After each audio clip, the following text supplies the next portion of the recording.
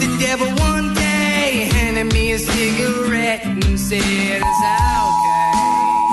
We interrupt this broadcast to bring you this important bulletin from the United Press.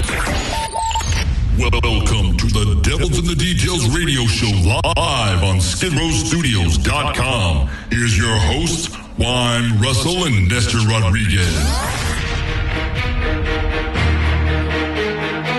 Today we share the end of an age. Like the sun's glint at the dawn of a great new cycle, we human beings keep striding and feeling our way through the last plane in the evolution of consciousness. And I welcome you. All right, enough of that.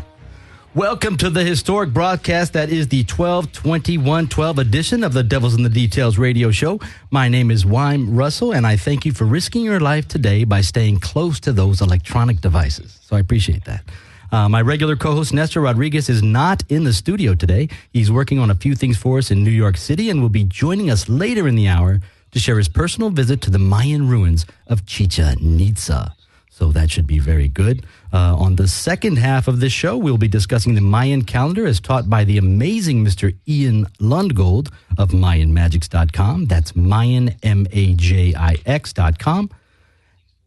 And nothing could be more appropriate for the historic broadcast, this 12/21/12 broadcast, than the Mayan calendar by the way of Mr. Ian Lundgold. You can call into the show at 1-800-893-9562 or watch us live at Ustream.com by searching for Skid Row Studios. Now, sitting in Nestor's chair today, we have our favorite funny man and avid action figure collector, the incomparable Mr. Sal Rodriguez. Thank you, Wyme. You know, you're not supposed to tell people I'm an action figure collector because it is quite embarrassing. It's not embarrassing. Yeah, by the way, that was a very dramatic intro. I think you're going to have people panic. Oh, it's going to be like War of the Worlds in Orson Welles. People are going to be panicking and running to their local authorities. I hope not. Well, so far, we are experiencing, we are in the middle of 12/21/12. And have you experienced anything different? Is today different than yesterday? How do you feel? You know, I noticed the last couple of days, possibly shifting into this, I noticed my cats have been a little hungrier. Hungrier? Yeah, my cats have been a little hungrier than normal. So maybe they're experiencing some sort of shift. And personally, not yet. A shift in hunger? Yeah. Okay. Well, let's go to a clip that we have from Nestor. Since Nestor isn't joining us today, he is going to join us via this clip. And what he did was ask people about how they felt about 2012. So it's on the streets of New York. So let's just jump right into the clip. Here's Nestor. Downtown New York City, Little West 12th Street at the Cielo nightclub, and I'm just interviewing a couple of cats about the end of the world. Yeah, we got my man Will Font, comedian extraordinaire. What do you think about December 21st and the end of the world? I think it's actually great because I'm actually not only am I going to be partying, but I'm going to go out with all the looters. Even though the world is going to end, I still need a 60-inch TV for my living room. So hold on a second. So you're saying by tomorrow, the 21st, that people are actually going to leave because they're afraid? Well, everybody is evacuated in the city. I'm going to be in your apartment with a 60-inch TV, enjoying all the cable television I can. Hold on a second. You're going to be in my apartment? Anybody's apartment who's going to leave it vacant. I don't believe the world's going to end, but if it's going to end, I'm going to enjoy your shit. We got my man Moses, DJ extraordinaire. What's good, man? It's been a minute. So what did you actually think about the world ending or not? Do you believe it? Yes and no. I believe it based on, the Mayan calendar. They matched it up kind of like everything that's gone on to now has been like pretty much to the T. So you've been following the Mayan calendar? Yeah. So tell me a little bit about your knowledge and your experience of the Mayan calendar. Like, for instance, do you know that the Mayan calendar actually has 260 days? Yeah, I did. Did you know that the actual end of the world, as the Mayans know it, has to do with a shift and a different change? So, like, one particular age or calendar is ending and a new one is starting? Exactly. Is that what you believe? Yep. All right. Well, that's it. So what do you think about the end of the world tomorrow, December 21st, the Mayan calendar? That's not happening. Why? You just don't believe? No, it's not that. Well, I don't believe. Well, not the fact that I don't believe in it. But when the world happen, nobody gonna know about it. That's what I believe in. So you're saying there's no way to plan it? Exactly. But you do believe that the end of the world is gonna come? Not tomorrow. Why? Because you got too many bills due or something? end of the world episode. We're in New York City interviewing some people randomly to find out what they think of the end of the world. We're here with Wyme Rodriguez. Just curious, what do you think about the end of the world? I think people always like to live in fear and they think they know everything. Yeah, but what do you think about the fact that there's a Mayan calendar? People have calculated that tomorrow, the 21st, is the end of that calendar and that the world's coming to an end. I think the Mayans are just another group of human beings who make mistakes and think they can control their future and predict things. And we can't. We're all powerless. Really? That's correct. But I mean, the Mayans were some of the most advanced civilization. They were pretty advanced astronomers. They cultivated food based on, the moon and the way the planets were aligned, and so they predicted weather so that they can properly grow and cultivate their crops. What do you think about that? I mean, all through periods of history, I think the Mayans were profound, and I think they discovered and were knowledgeable a lot of things that were in there, present right in front of them. But again, I think that we have to learn how to communicate love and not fear. Let's say it does happen and it's the end of the world. Do you feel that you have accomplished everything that you were meant to do here on this planet? If it were the end of the world tomorrow and I died, then yes, I would have accomplished everything I was supposed to accomplish. Awesome. Thank you. All right, Nestor, thank you very much. What do you think about that, Sal? I think that was... How do you like that? I think that was nice of Nestor to give the bulk of the airtime to his wife. Well, hey, that was a random person giving her opinion about 2012. She was named Rodriguez? How many Rodriguezes are there on the air right now? There was her, there was Nestor, there's me. It's too many Rodriguezes. There are plenty, but those were very interesting opinions about 2012. What it does is kind of show you that the consensus or the major, thought out there is that nothing is going to occur today or nothing is going to happen. Driving into the studio today, I looked around at everyone standing on the street, crossing the street, going about their daily business, the jewelers, the police. Everybody's acting like everything is completely normal. And that's true. And everything seems normal. But if you get into the discussion that is the prophecy theory or media hoax that was built up around this whole 2012 hype. So who actually created the hype around 2012? I mean, it certainly wasn't the Mayans. It was, Discovery Channel, History Channel, National Geographic, movie companies. They're the ones who actually created this apocalyptic version because the Mayans never predicted a doomsday on any clock. So that is the misconception in the media that causes all of this bizarre speculation that the world was going to end today. But it certainly wasn't. But let's talk about some of those points, the hype, hoax, or real points to 2012. And let's start with the planet Nibiru. Are you familiar with the potential, theories that were planet Nibiru or planet X? No. Well, a book was written by the name of The 12th Planet by Zacharias Sitchin, and he actually started this whole Nibiru concept that an odd-shaped planet was circling the sun in a very strange orbit, so a non-elliptical orbit, so like oblong-shaped, and it came every 3,600 years to complete the cycle, and eventually was going to either come close to the planet Earth or slam directly into it. So, wait, this planet is not a part of our solar system.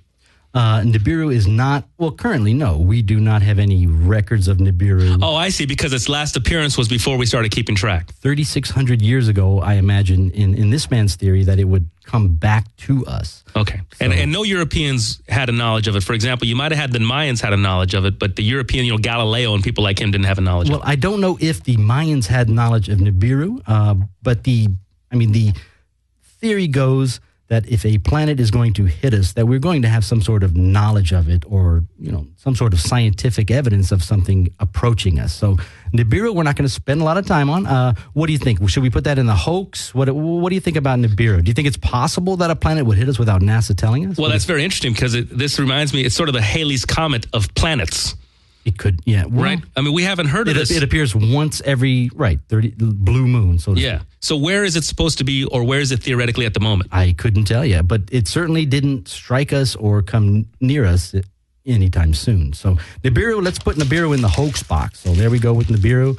We're going to throw Nibiru over there. We're not going to take any more time with that. We're not really sure if we can prove Planet X, and we're putting that into the hoax pile because it didn't strike us, and we're still here today. I looked up at the sun, and I did not see... You didn't see Nibiru? I did not see anything behind the sun. So Nibiru's in the hoax box, and that moves us to the next issue of the 2012 phenomenon, which is polar shifts. Hoax. Now, wait a minute. Polar shifts are scientific.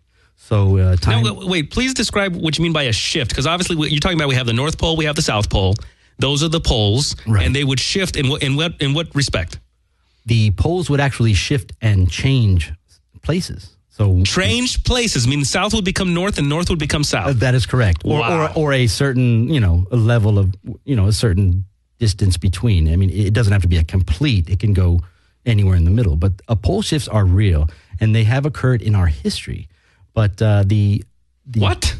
Oh, many years back. The problem with pole shifts, and that was part of the apocalyptic theories of 2012, was that this pole shift was going to occur in a very short period of time. And then that was what you saw on the movie 2012 when the continents were breaking apart. That would have been caused by something like a pole shift. Oh, got it. In other words, if the pole shifted, let's say within a 10-minute time frame, we're screwed. But if it takes 10, 20 years, we might be all right because we have gravity on our side. 10, 20 years, we'd even have a major problem. Oh, we would. Pole shifts usually occur over thousands of because years. all of the existing ice would all melt, which could create massive flooding then. It would cause, in 20 years, a pole shift. I believe that would be pretty significant. Okay, so we need like at least a 100-year buffer zone, so to speak. Right. Well, 100 years, 1,000 years is what I want. So we're going to put this in the scientific basket. So polar shifts are real. But we're not going to worry about a polar shift today because we're obviously not experiencing that. Everything is okay. Wait, I'm sorry. Are you saying that once upon a time, our North Pole was our South Pole and our South Pole was our North Pole once upon a time?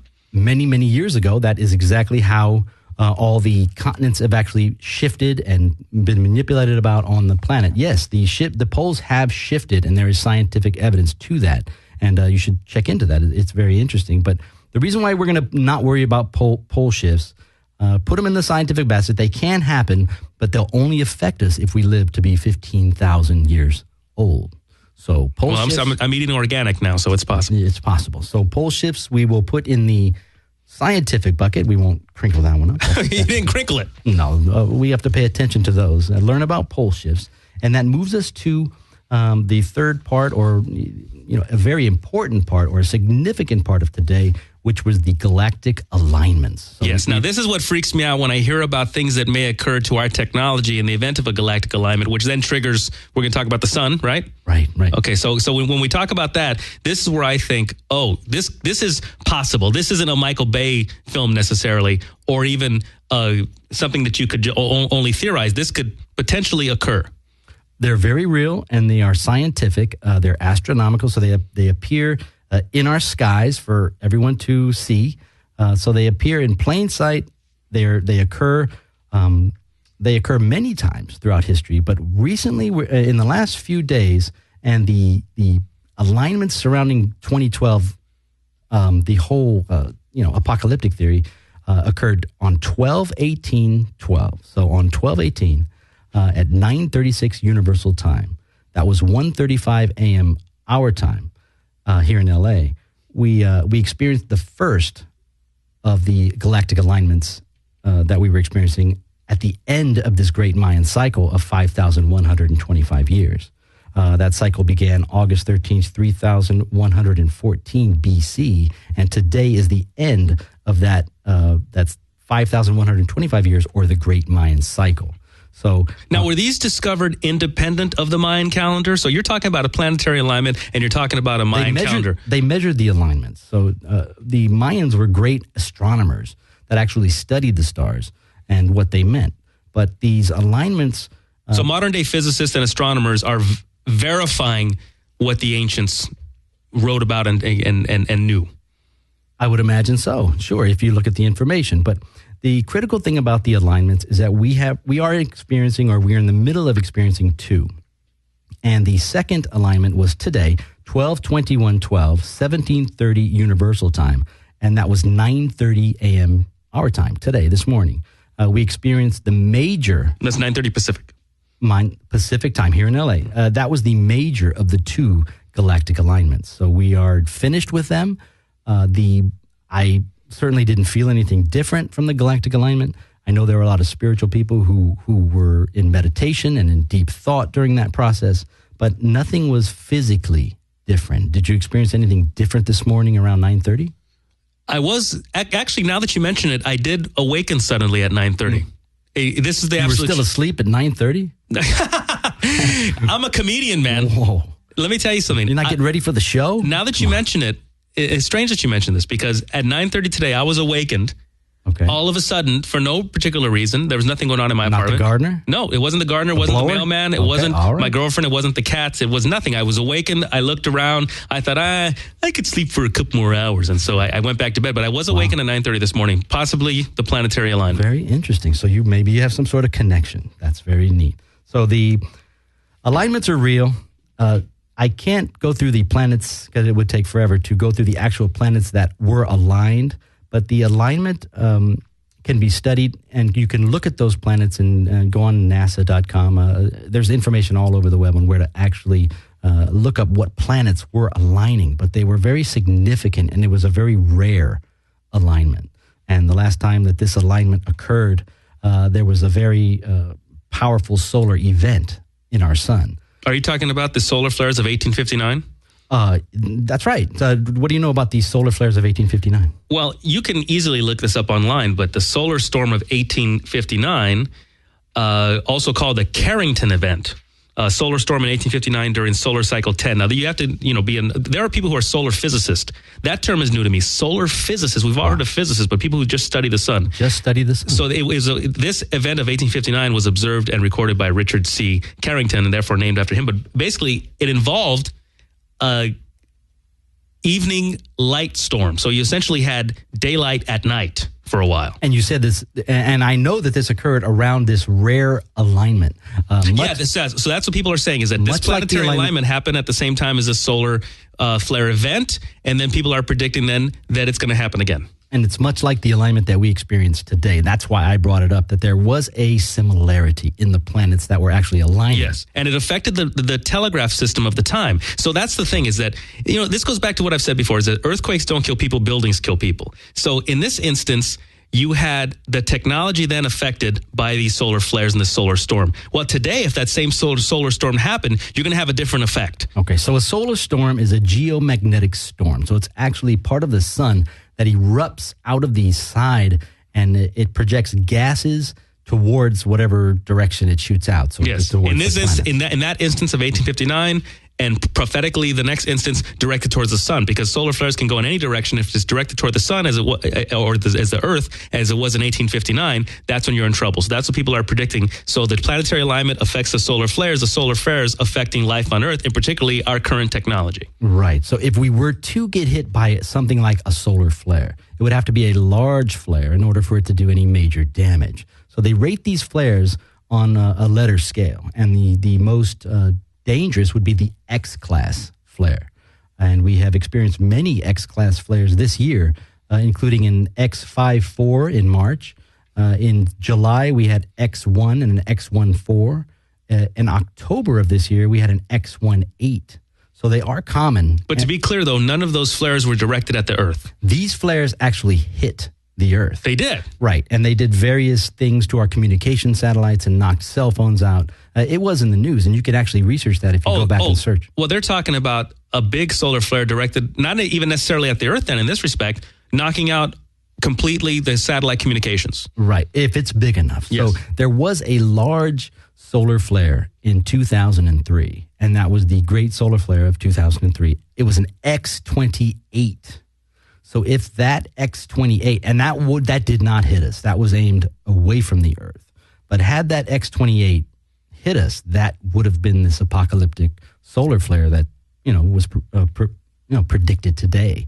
What's interesting about solar flares and 2012, another coincidence, is that the Mayans also predicted an occurrence in the sun, something occurring in the father's sun, as they put it.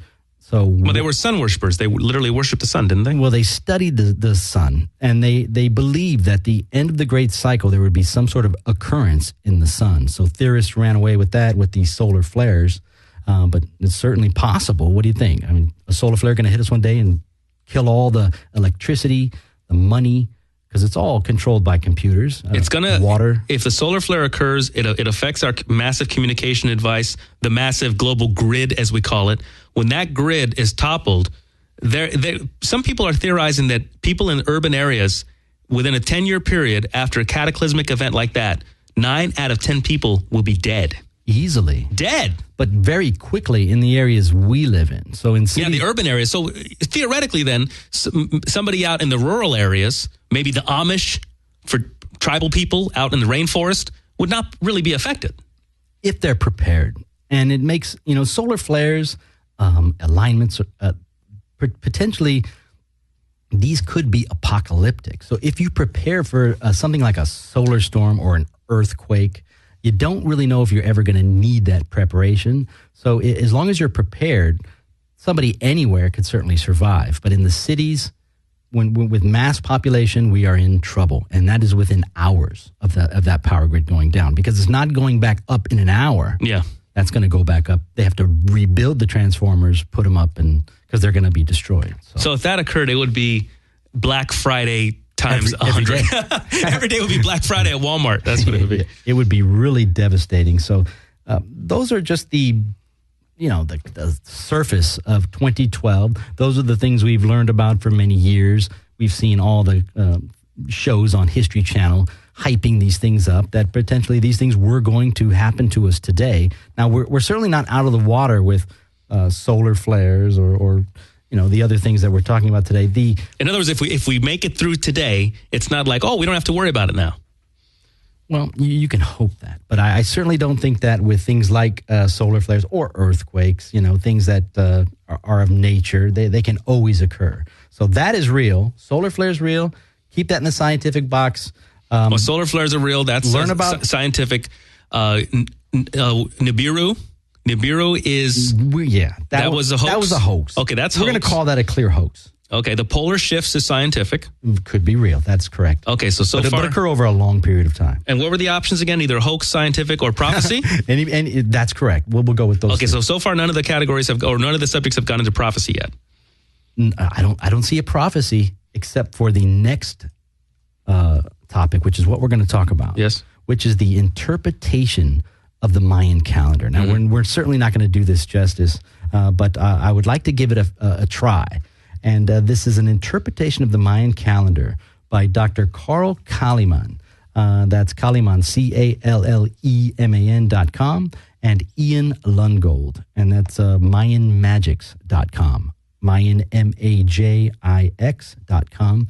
And what they teach is the theory of consciousness and calendars, and how the calendar is directly related to our consciousness. So let me ask you a question. This is the Mayan calendar, not our This is the Mayan Gregorian calendar with January, February, March. No, not the Gregorian calendar. Now, the Mayan calendar. Let me ask you a question. Does it make sense if I ask you, is human consciousness rooted or centered on a calendar? Is that the center of our consciousness, our calendar? Well, this is where you would get into conspiracies, controversies, or myths and legends. Okay. And that is, the astrologers have been talking for years about our lives being a part of and affected by planets, planetary alignments, the stars. So now when you bring it to this level of the Mayan calendar and how the Mayan calendar is one with our consciousness, we live within that, or it predicts our consciousness. Well, is that another realm of astrology, or just a different type of astrology? The interpretations of the Mayan calendar are quite astrological, if that's the answer to your question. Yeah, because the calendar coincides with the planets, right? The calendar coincides with periods of time. And time goes by planets, right? Only physical calendars operate by using the planets. And we'll talk about that in a second. But the center of human consciousness is indeed our calendar system. Whatever system you live under, that is, in fact, your consciousness. And does that make sense? Well, in our world that we live in today, you know, as a member of this world, that's a linear calendar. There's a line on this end going straight out to the right, a line on that end, right? It's one long line, whereas a calendar like this is a circular calendar. No. Okay. Let me explain the calendars. Okay. The Gregorian calendar is the calendar that we operate under. Okay. That is our global calendar. That was installed by Pope Gregory in 1582. So that was when the Spaniards conquered everybody and got rid of all of these ancient the personal calendars that these civilizations used, and installed the, Gregorian calendar. They said, okay, this is what time it is. Which is based on the death and birth of Jesus, right? No, it is based on the physical. It's a 365 and a quarter day calendar. And that is based on the physical movement of our Earth around the sun. So you're saying that that the Gregorian calendar didn't start at 0 based on the death or resurrection of Jesus? It starts at 0 because they started it at 0. Mm-hmm. And it had nothing to do. But these we're not talking about Jesus. But you're talking about members of the church. Yeah, the members of the church started it based on the belief in Jesus, right? The Pope Gregory installed the Gregorian calendar, named it after himself, and said, "This is what time it is. This is the date." Okay, having nothing to do with birth or resurrection of Jesus at all. So in other words, he didn't use any religious reasons to employ that. He was the Pope. Of course he instilled religious reasons in installing the calendar. Of course. The point is this, is that our calendar is based on physical movements of physical objects. 365 days and a quarter days. That is the focus of our consciousness. Okay, physical. We only think on the physical plane of consciousness. Does that make sense? Yeah, it's based on dates, and the dates correspond with the movement of the planets. Sure. Okay, so that is what our world civilization has turned into after 1582. And what calendars were they getting rid of? Well, what were they hiding? What were they changing from? But you go beyond. You can go even deeper from a calendar. You're talking about our consciousness being coincided or one with the calendar, and then you can go a little further and say it coincides with the clock. So the calendar creates the clock as well. That's correct. Well, these calendars were in fact clocks. All calendars are clocks. They're taking time. But it's a larger clock. It didn't calculate track of time. Does it go down to minutes and seconds though? The Mayan calendar? Yes. The Mayan calendar speaks in tunes. So it's in tunes. It's different than what you understand, but what we understand from on the Gregorian calendar. So let's learn a little bit about the Mayan calendars and what Carl Calleman and Ian Lundgold discovered while they were trying to interpret or decode what the Mayan calendar was trying to tell us. So what was the plan? So they discovered that they did in fact have 3 calendars. So the Mayan culture had 17 calendars. We're going to talk about 3 that they actually based their consciousness on. So we're going to talk about the Zolkeen, the Tun, and the Hob of the Mayan calendars. And the Tolkien was a 260-day calendar. That was their personal or their astrological calendar. The Tun was a 360-day calendar, or the divine or prophetic calendar. And the Hob was a 365 and a quarter day calendar within 8 seconds of accuracy. And that was long before Swiss watchmakers. So imagine that. So in going through these 3 calendars, the Hob, which is like ours based on physical. So one of their calendars is like our calendar now. Yes. And it was based on the rotation of the planets around the sun. It was based on physical, but they didn't base their consciousness on this calendar. Yes. Okay. The only reason they used this calendar was for bookkeeping and was for paying taxes. They were an agrarian society. So they used this for the harvest, and they used this to pay taxes, to operate businesses. Yes. So that is basically how we use our Gregorian calendar also to run our banking systems and all. Or any given appointment. Well, in a system where the consciousness is only based on physical, yes, we are only judged by the result of the products that we produce. Sure. Do you understand that? Physical products. So how many widgets do you create a day? How many jokes do you say a day? How many shows can you do a day? That is what we're judged on in a physical consciousness. Yeah. Based on our calendar. So let's look at the The Zolkeen. Now, on the front of the Zolkeen, the 260-day calendar, it's like they're all like gears, and they all work interchangeable. And the Zolkeen, on the face of it, the Mayans have placed the 13 intentions of creation.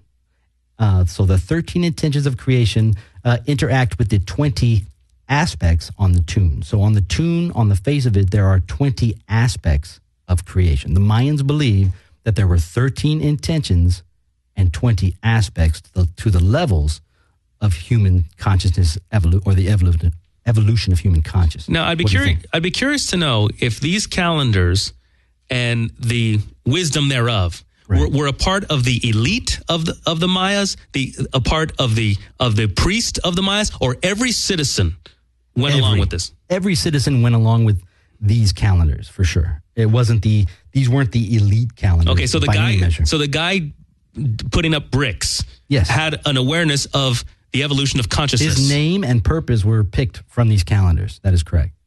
Okay. So the Zolkeen with its 13 intentions, the tune with its 20 intentions, the tune with the 360-day was the larger of the wheel. The Zolkeen was smaller, and the Hob was then 365 days, so it's the biggest. But we don't worry about the Hob because that's only the bookkeeping calendar. But that giant wheel that we see, referred to as the Mayan calendar, is only one of the calendars.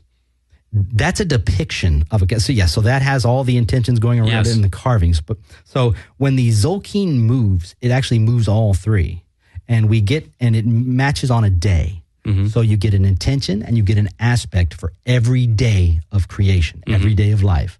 And when you were a Mayan, that was your name and that was what you did in life. That was your purpose, because that was what evolution was telling you.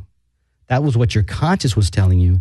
That is your, purpose. That is your structure. That is what you intend to do in life based on the day and the energies of which you were born. What do you think about that? So it much like our birth dates or our astrological signs, they went even deeper than that and used it as not only their identity, but as their spiritual guide or their conscious guide in a way. Well, my girlfriend practices something called evolutionary astrology, which is not merely the signs that we're born under and all that, but how certain people, based on their astrological chart, have certain gifts or certain curses, if you will.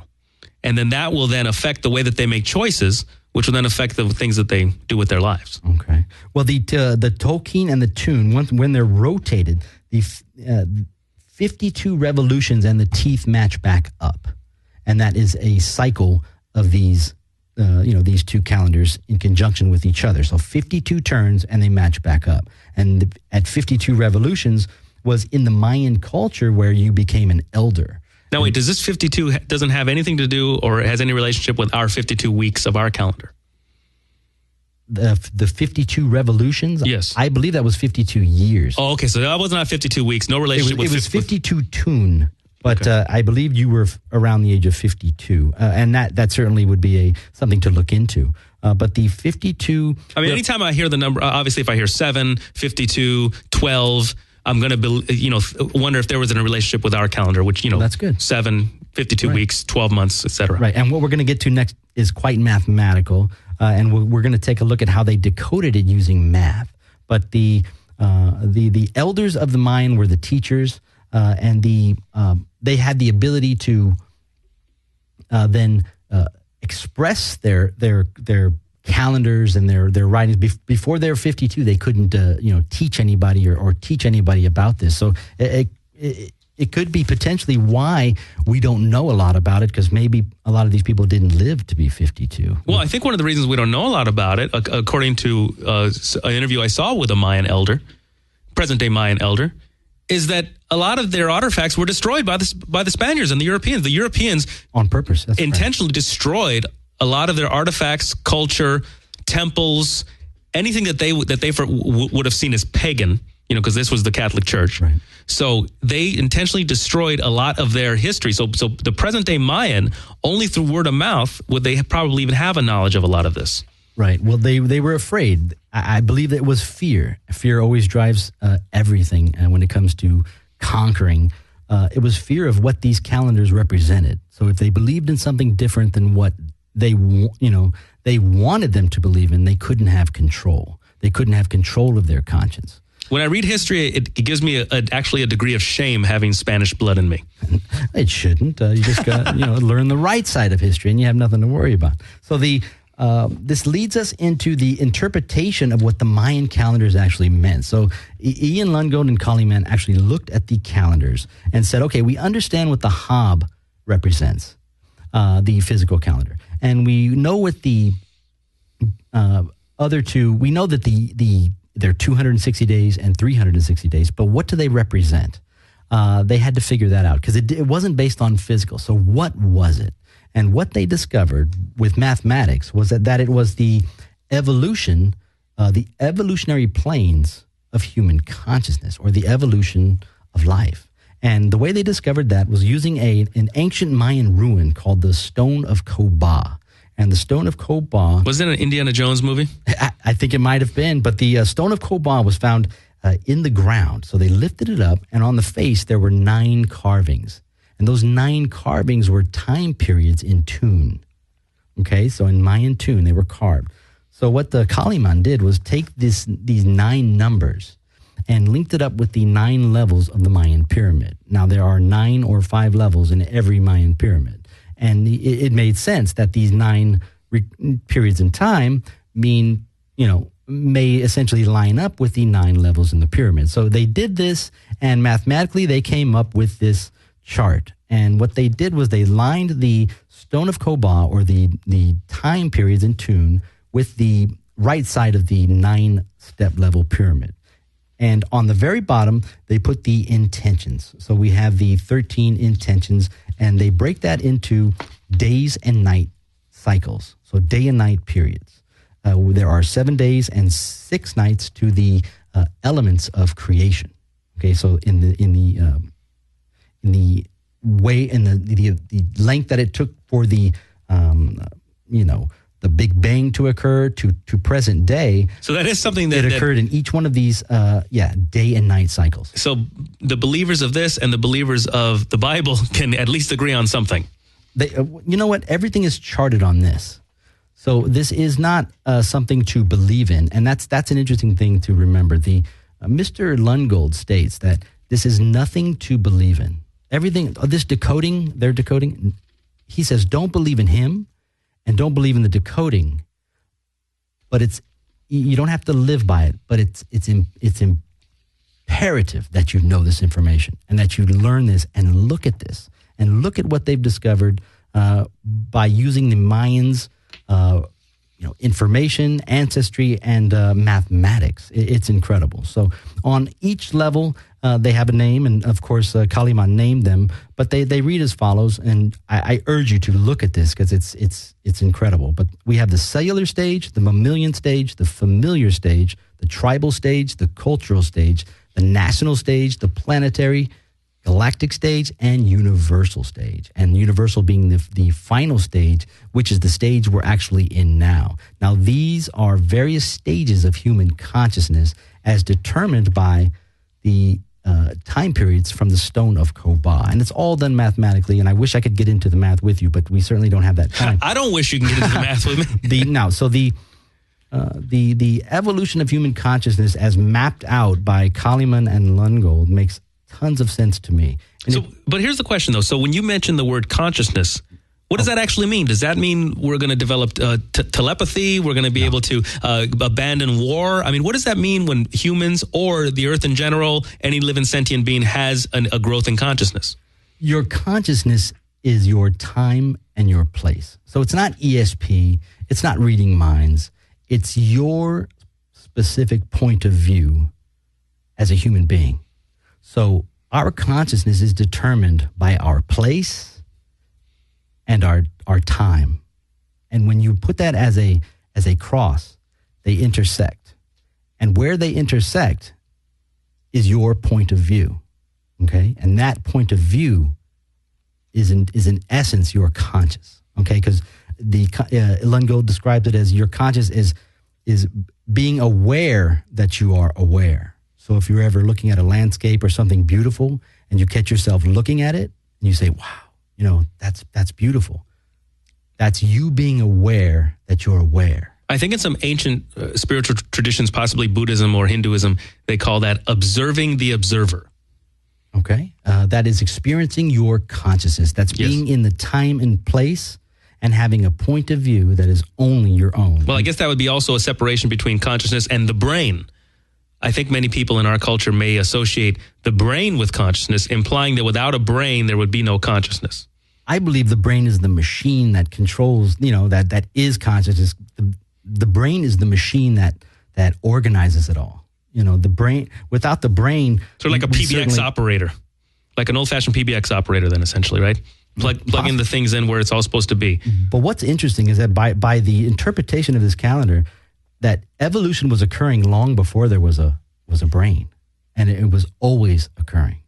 And just one more quick thing about the calendar.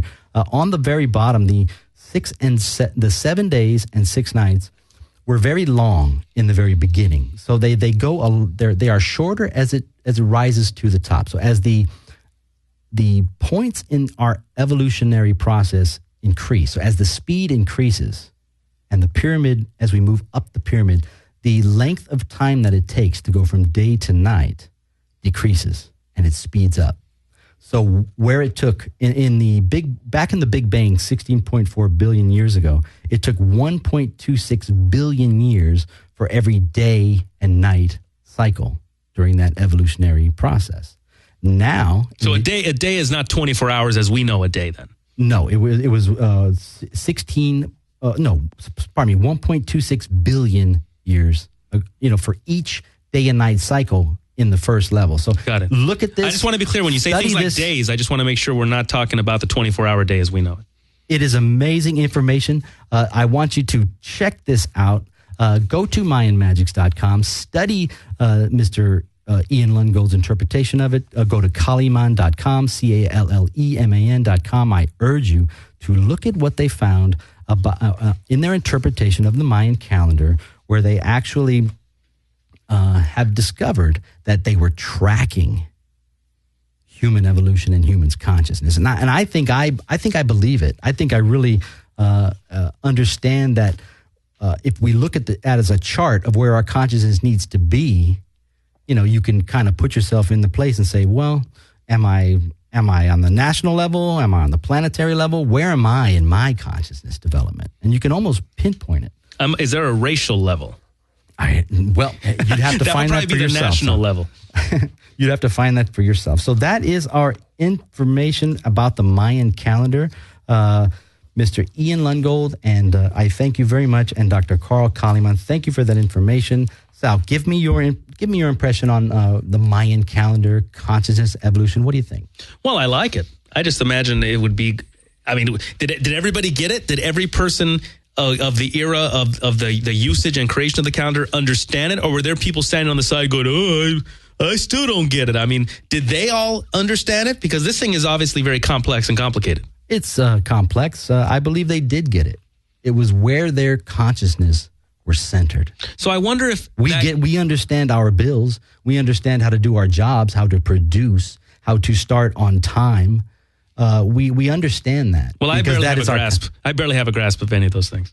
Well, it's very interesting, the study of human consciousness, the study of evolution. And when I say evolution, I mean the evolution of consciousness, because all the religions appear on this chart.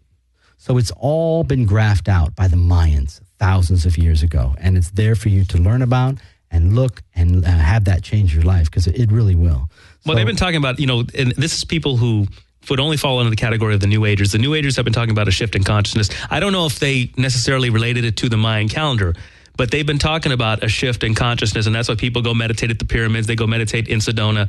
They want to be a part of whatever this shift of consciousness is going to be and everything that it would imply. How will this affect me? How will the shift in consciousness affect me and my spiritual growth or my spiritual development? I hope it affects you greatly, and I hope it affects your life in positive ways, in ways that you excel and accept your conscious reality in the form of being a better person. I mean, what do you think? I mean, it's way new agey. I understand what we're talking about today is very new agey, but it's topical and it's 12/21. So this is what we should be talking about. Well, you know what? This would be quite necessary. If there were a cataclysmic event simultaneously there were evolution in consciousness, the evolution in consciousness will be required for us as a species to handle the cataclysmic event.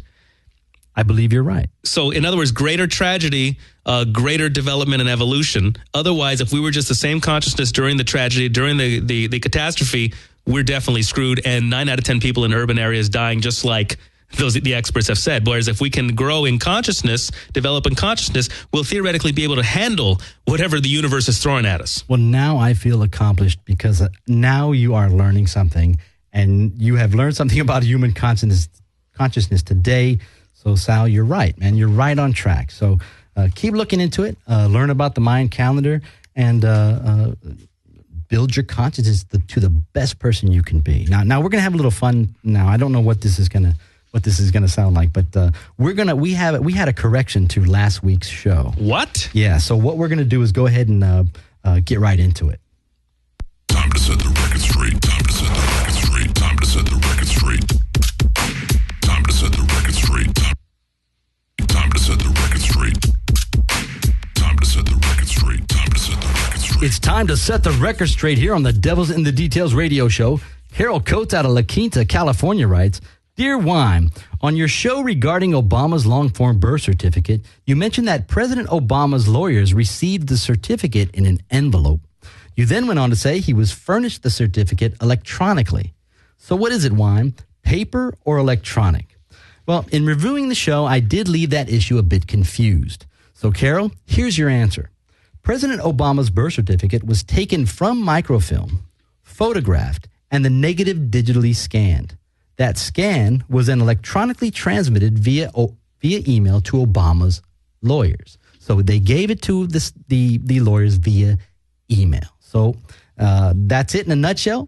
I hope that clears up any confusion you had, but that still doesn't get the birth certificate completely off the hook. Remember, the scanned layers were clearly tampered with, and the father's name was left blank. So thank you, Carol. And if you hear anything on the show that you'd like to correct, please post your comments to our Devils in the Details show Facebook page, and your correction just might make it onto the show.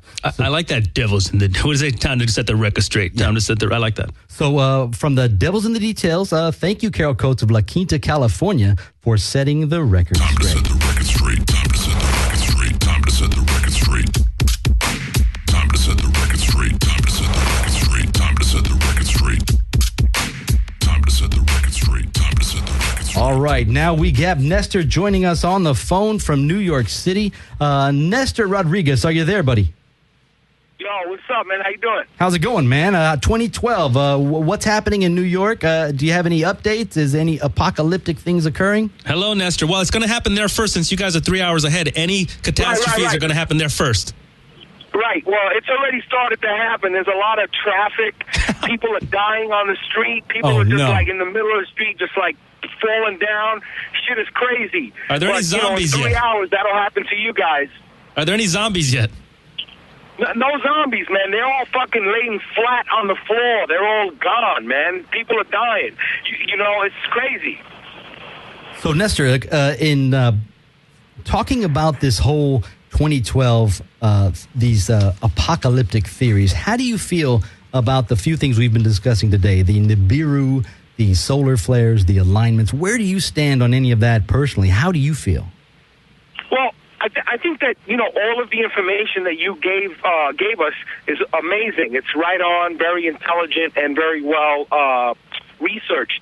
Sal asked a question a little while ago about how is his consciousness going to be evolved or something like that. I forgot what the exact question was, but I wanted to say that in order to be aware of one's conscious evolution, you first got to be conscious, and I think that's the issue. A lot of people are zombies already. They're not. Most people are not conscious of where they are and what their place is in relationship to the world and each other. You're right. So, you know, when there's a shift of consciousness, that only applies to those who are actually conscious. You're absolutely you know what I'm saying? right. That's right. And too many people aren't people conscious. are too caught up listening to, you know, the new version of the operating system for their iPhone, for this, for that. No one's really conscious. I mean, I shouldn't say no one, but a lot of people in the human race are not conscious. We move further and further and further away from consciousness. So if you go all the way back to the ancients, those people were really conscious, and they were connected, and they were in harmony to what was going on in the world, in their world, in the universe. Based on the use of the calendars like what we described, because they're used in many cultures. Correct. Exactly. So what happened to us, Nestor, as a society, as a civilization? Why do we allow this calendar to control the center of our consciousness? And why do we just walk around with phones or on what's going on? That's what I think. I don't think that the calendar controls the center of our consciousness. Again, you got to go back to, you have to be conscious first to be in tune with that calendar per se. You know what I mean? Or in tune with anything. With the universal forces or whatever. There's a lot of energies out here that, things happen. Things happen, Right, and you're either aware of them or you're not. I do believe that thought that our consciousness is based in the calendar or in time, because I see very little, spirituality around Christmas time, around the holidays. What I see is Black Friday and shopping and a lot of things being bought for a lot of people. So I don't really see it being a spiritual holiday anymore, as it was in the very beginning. Our consciousness which is only based on physical and not spiritual. We've moved out of those spiritual feelings or consciousness into this, just commercialism or this lack of conscience. What do you think? Well, just the very nature of spirituality would insinuate that you are connected to your spirit, right? Because we're spiritual beings, right? We are all spiritual beings. That is correct. Right. So, but as we have evolved, as our civilizations have evolved, we've moved further and further and further away from our spirit. Therefore, a disconnection with self. Right. And why is that? Why do you think that happens? Because of advancements in technology, advancements in civilization. Think about it. Before the written language, you would have to communicate via intuition or rhythms, to go back to the beginning of time, I'm assuming. But, going back to the Mayans, the Mayans were highly, highly evolved people, highly evolved mathematicians. These people were all unbelievable. Well, absolutely, they were unbelievable. But Nestor, the question is that if we don't operate under spiritual calendars or the type of calendars that the Mayan used, and we only use these physical calendars, we lost him. That was no worries. He's on the street. We lost Nestor? We lost Nestor, but Sal, we can continue the conversation. Well, as he said before, stuff's already happening down there, so obviously he experienced something. Solar flare. So here we go. So, Nestor, if he joins us back, Nestor's back. Let's go ahead and get his comments. Nestor, are you there, buddy? Did you drop? What happened? I'm here. Solar For flare? some reason, I just keep dropping off. Where I'm at, there's no internet signal, so I wasn't able to listen to the whole show. But you repeat the question again. The actual question is... Well, hang on. Wyme, I think when you've mentioned calendar in the last couple of minutes a couple of times, just want to make sure when you say the calendar, you're referring to the Mayan calendar, not the Gregorian calendar. Any calendar. Well, specific to what I'm talking about. So the Gregorian calendar is based on physical. So when I speak of calendars, physical calendars. Okay. So Nestor, do you understand what a physical calendar is versus a divine or prophetic calendar? Do you understand the difference? A physical calendar would have to do with time, passing of time, the counting of time. Physical objects, correct. Then those physical objects being the sun and the planets. Right, but that is why we don't have the spirituality in our lives. That is why, because we don't base that, we don't base our consciousness on anything but physical. So we don't believe in anything we don't see, we don't touch, or we don't, So how does that affect society as a whole? Do you think we're better or do you think we're worse? Now, you made a comment. Answer the question. You can go ahead. You're asking me. I made a comment. The comment is... Are we better or worse in society because it depends on what you look at. It depends on how you look at it. I mean, look, we have access to more information now. Are we really communicating effectively with each other? I don't know. I have 2,500 minutes on my cell phone plan, for instance. I think I use 5 in phone calls. Okay? So with all the technological advances, are we really communicating with each other? It seems to me like we're better from a certain aspect, and I'm not sure. You know, I can't answer that question. I don't know that we're better. You know what I mean? Do you think better? You mentioned technology, and you mentioned technology as possibly being the reason why our consciousness we are devoid of consciousness. Don't you think that it took an evolution of consciousness to make that technology, and that potentially that technology, what we're creating, should take us to the next level? You know, we're now co-creating our existences. We're creating. Not really, because when we evolved culturally, scientifically, we've moved further and further away from spiritual consciousness, which is to say, that's correct. we become self-dependent, not dependent on the spirit or the energy. We become self-dependent.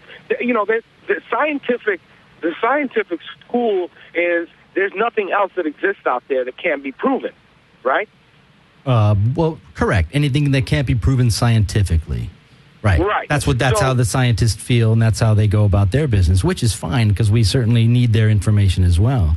But it's not. Yeah. It's based on physical. You're right. Mm-hmm. So is it?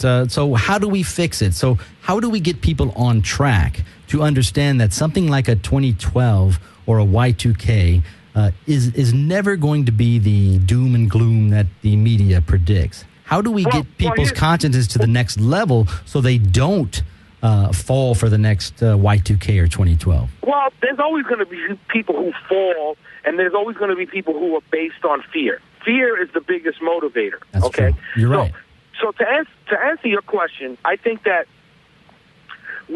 things are better in the sense that, again, we have more access to information, which means if you have more access to other people's thoughts, to other people's ideas, something that you did not think was possible now may be possible. So the consciousness level on that from that perspective is a little bit better. I think we as a culture, as a civilization, have become aware that things aren't necessarily the way we used to think they were. So people might be more open to, seeing life from a different perspective, seeing that, you know what, I do have some choices. I do have the choice of maybe becoming a little bit more conscious about who I am in relation to, other people, to the world, to the universe, which I think, is part of this whole thing, part of one calendar, Mayan calendar ending per se, and another one beginning. So this is a new beginning. This is a new beginning. Well, this has definitely ended on a brighter note than it began then. Absolutely. The way the show began, I thought, oh my God, where's my emergency preparedness kit? Now I'm thinking, hey, I need to get into the lotus position and start doing some meditation. I think Sal grew during the length of this show. He grew during this episode. He's grown up. In 1 hour, I've evolved. That is awesome. Well, if you need to get into the lotus position to be more connected with your higher self, then that's what you need to do. But that's only one way. There's a million ways to be connected to your higher self. Well, I don't have any mushrooms with me, unfortunately. So Nestor, give us one last update of what's going on in New York City. Tell us. So we're okay with the storms. We've already gone through our alignments. No solar storms.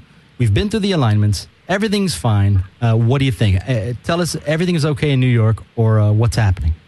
Everything's okay. Everything's good. Everything's okay. Yeah, building's still up. We have about a week left. Okay. We have about a week left in 2012.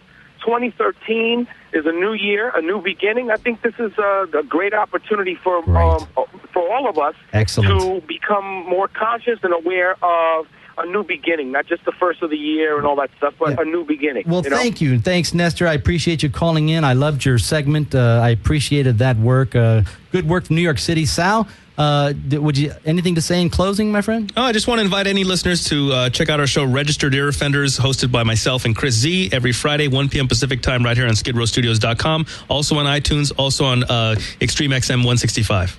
All right. Well, and check us out on Facebook. Yes, check the Devil's in the Details show page on Facebook. Please go there, like it, post a comment, and I will certainly reply to everything you say. And then post your corrections, too, because if you find something in the show that's inaccurate, please feel free to correct us, and you might make it onto the show. All right, bye, Nestor.